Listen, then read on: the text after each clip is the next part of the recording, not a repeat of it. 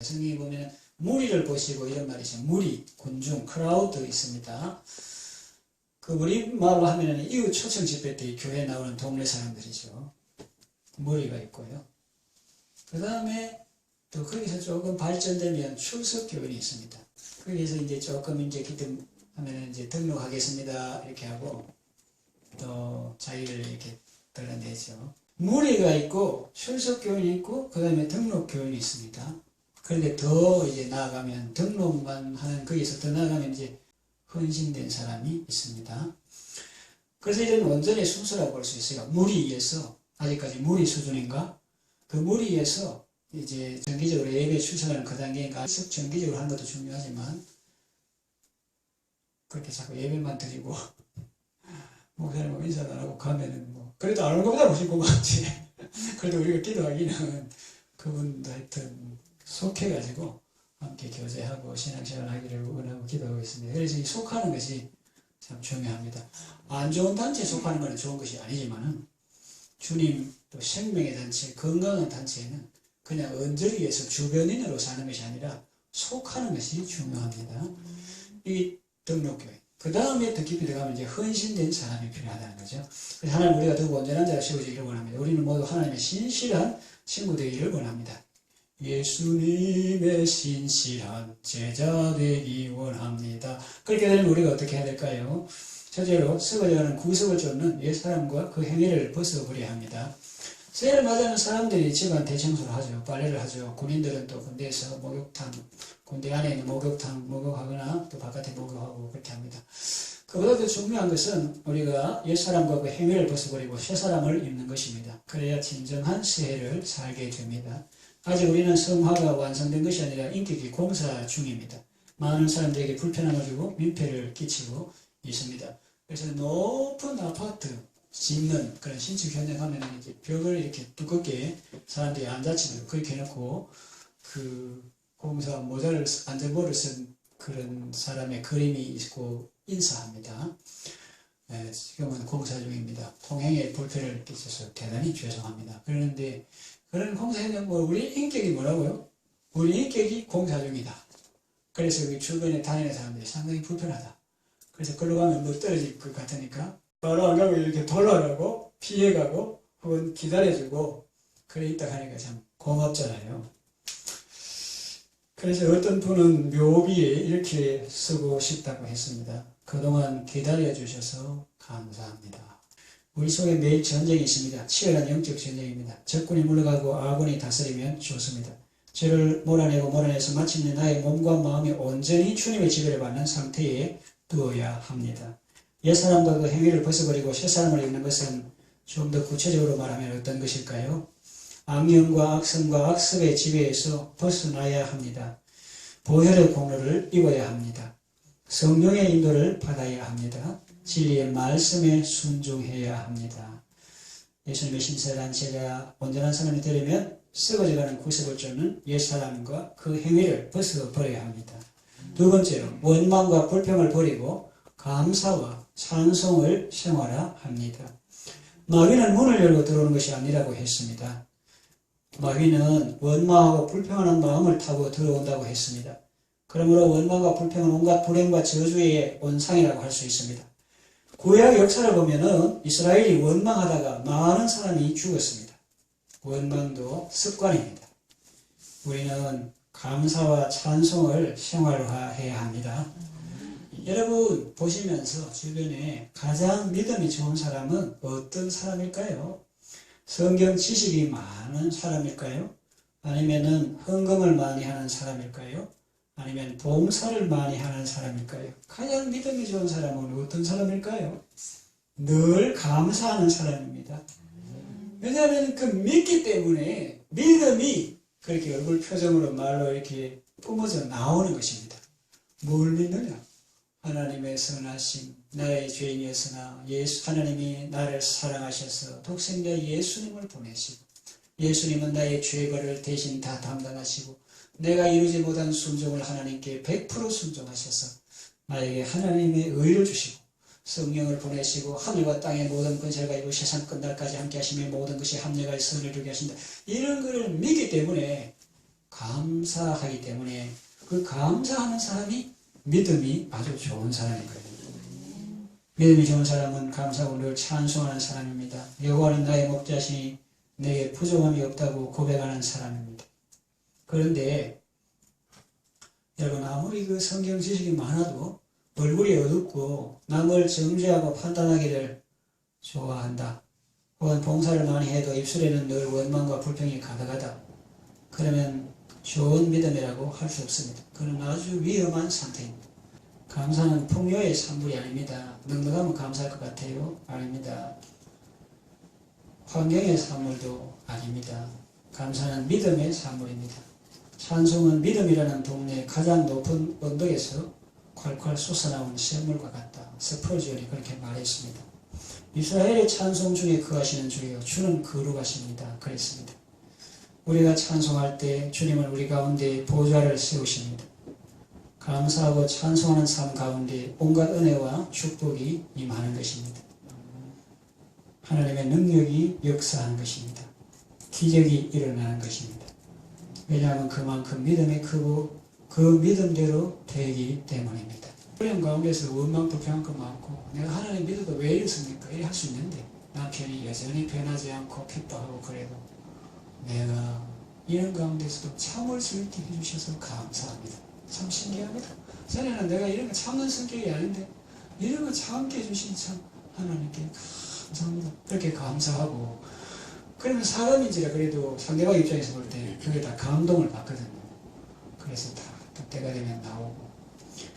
그래서 베드로도 편지하기를 너희의 외모는 금을 차고 가락지를 끼고 아름다운 옷을 입는 외모로 하지 말고, 그렇다고 추리하기 그래, 그런 뜻은 아닙니다. 사실은 아니더라도 단정하기 해야 되는데, 그런 거에 초점을 맞추지 말고 마음의 숨은 사람을, 속 사람을 고요하고 안정한 심령에 썩지 아니할 것으로 단장하라.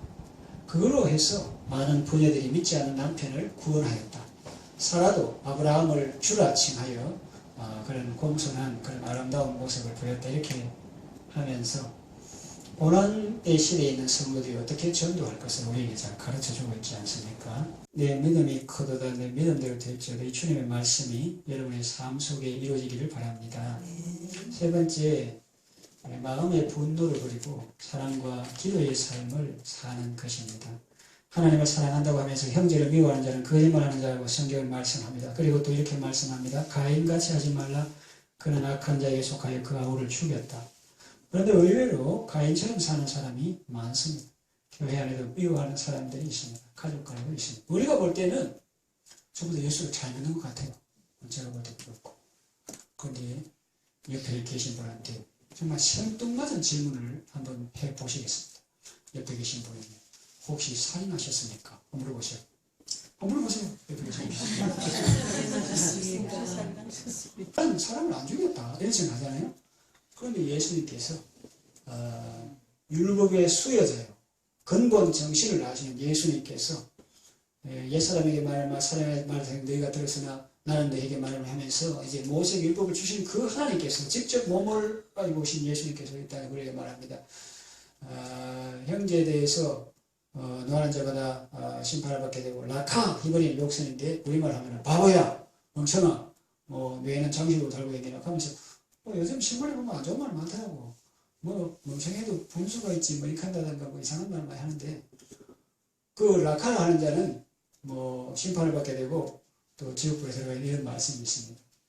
그래서 사람들이 이렇게 죽이지는 않지만 실제로는 죽이는 일을 많이, 서로 인자에게 이기며 서로 불쌍히 여기며 하나님이 그리스도 안에서 너희가 용서하신 것처럼 너희도 서로 용서하라 그랬습니다.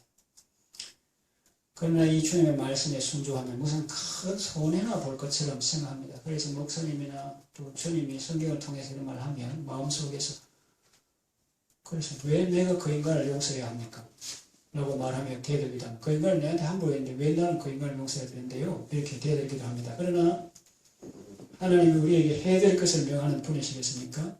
다 복이 되는 것을 말씀하시는 분입니다. 남을 미워하면 자신은 상자 속에 갇히게 됩니다. 그리고 분노하면 판단력이 흐려지게 됩니다. 이건 심리학에서 이렇게 연구 결과로 나온 것입니다. 그래서 분노가 가득하면 사람이 자신을 상자 안에 가둔 것과 같이 돼가지고 이렇게 제대로 보지 못하고 거기서 벗어나지를 못합니다. 그리고 그때부터 이성 판단력이 흐려지고 마비되게 됩니다. 오죽하면 성경에 이런 말씀이 있겠습니까? 3000년 전에 지은 잠언 말씀에 이런 것이 있어요. 분을 품은 자와 사귀지 말며 울분을 품은 자와 동행하지 말라. 동행하면 안 됩니다. 그 대안이 있고 지혜가 있고 참는 것이 있어야지. 맨날 너무 똑똑해. 나라에 대해서 비판하고 이게저게 비판하고 뭐 비판하고 자랑스럽게 말합니다. 나는 입만 열면 온갖 사람 무너뜨릴 정보 다 가지고 있다. 그 좋은 거 아니에요. 입만 열면 남을 살릴 정보가 가득해야 합니다. 그 숙금정을 안고 살고 싶으면 계속 그렇게 살아야 되겠지만, 그러면 이제 남에게 숙금정을 묻히려면 자기 손이 먼저 더러워지겠죠. 주님은 우리에게 좋은 것을 명하십니다. 네 원수가 줄이거든 먹이고 목마르거든 마시우라. 너희를 핍박하는 자를 위하여 기도하라. 이 주님의 말씀에 순종할 때 하나님의 평강이 우리의 마음과 생각을 지켜주십니다. 어떤 할머니가 예수님을 믿었어요. 처음에 그 목사님이 전도하니까 예수 믿으세요. 저 절에 다닙니다. 그냥 먼데 절에 가지 마시고 가까운 시내 안에 있는 교회 가시고 그래도 됩니까? 그래도 됩니다. 그러니까 교회 나왔어요. 그래서 이렇게 인사하고 그래서 길에서 만났을 때 할머니 어떻게 지내십니까? 잘 지냅니다. 어떻게 지내십니까? 예. 안에는 성령님이 내주하시고 바깥에는 부처님이 호위하시고 근데 그분이 이제 하숙을 치는 분인데 그 처음에는 기도가 하나님 내가 오늘 시장에 나가는데 그 인간이 내한테 인사도 안 하고 그것도 그 사람이 내한테 해코지했는데 하나님 손 좀 봐주이소 이런 기도를 이제 예수님은 초창기에 했는데 손 좀 봐주이소 하나님 손 좀 봐주이소 그 인간 이런 기도를 했는데 세월이 지나가지고 이제 기도가 바뀌었습니다. 자기 집에 하숙 지금 학생 중에 하나가 암이 걸려가지고 고생했네. 너무 사랑하고 이렇게 잘 되기를 원하니까 하나님 나는 살 만큼만 살았지 않습니까? 저희는 청년인데 저래가지고 피지도 못하고 저러면 되겠습니까? 하나님 나을게 해주시오. 안 되거든 나는 살 만큼 살아갈 거니까 내 목숨을 거두시고 죄를 좀 살려주시오. 이렇게 기도하더라는 거예요. 이것이 바로 우리가 온전한 그리스도의 장성한 분량에 충만한 데까지 이르도록 이렇게 자라가는 것입니다. 예를 들면 그런 거예요. 그러니까 네 번째는 예수님의 마음을 품고 예수님처럼 살아가는 것입니다. 너희 안에 마음을 품으라고 그리스도 예수의 마음이니 예수님의 마음은 겸손한 마음입니다. 복종의 마음이고 희생의 마음입니다. 하늘의 밀이 땅에 떨어져 죽지 않으면 하늘 그대로 있고 죽으면 많은 열매를 맺는다고 했습니다. 예수님은 아버지의 뜻 이루는 것을 기쁨으로 여기셨습니다. 음식 먹는 것보다 더 기뻐하셨습니다. 내게는 너희들이 알지 못하는 양식이 있다. 나의 양식은 하나님의 뜻을 행하는 것과 그의 일을 온전히 이루는 것이다. 하나님이 기뻐하시고 늘 함께 해주십니다. 혼자 버려두지 않으십니다. 예수님이 이 마음을 품을 때 그 마음에 평강이 찾아오고 험악한 세상을 이길 힘이 하늘로부터 임하는 것입니다. 예수님의 마음을 품고 하늘의 능력으로 승리하시길 바랍니다. 다섯 번째, 예수님의 멍에를 메고 예수님께 배웁니다. 나의 멍에를 메고 내게 배우라. 그래야만 너희 마음이 쉼을 얻으리니 이는 내 멍에는 쉽고 내 짐은 가벼움을 하셨습니다. 주님과 함께 멍에를 메면 주님의 능력을 보게 됩니다. 주님의 짐을 지면 아버지께서 다 맡아주시기 때문에 나는 홀가분합니다. 베드로전서 5장 7절 너희 염려를 다 주께 맡기라. 이는 그가 너희를 돌보십니다. 시편 55편 22절에 내 짐을 여호와께 맡기라. 그가 너를 붙드시고 의인의 요동함을 영원히 허락하지 아니하시리로다. 주님의 멍에를 메고 주님께 배우십시오. 그리하면 여러분의 마음이 참된 쉼을 얻을 것입니다. 말씀을 마칩니다. 하나님은 온전한 자를 붙들어 주시고 그의 방패가 되십니다. 온전한 사람을 이루어 그리스도의 장성한 분량이 충분한 데까지 이르시기를 바랍니다. 예수님을 온전히 빼닮고 예수님의 발자취를 따라가는 참된 제자, 온전한 자의 삶을 살아가시기를 바랍니다.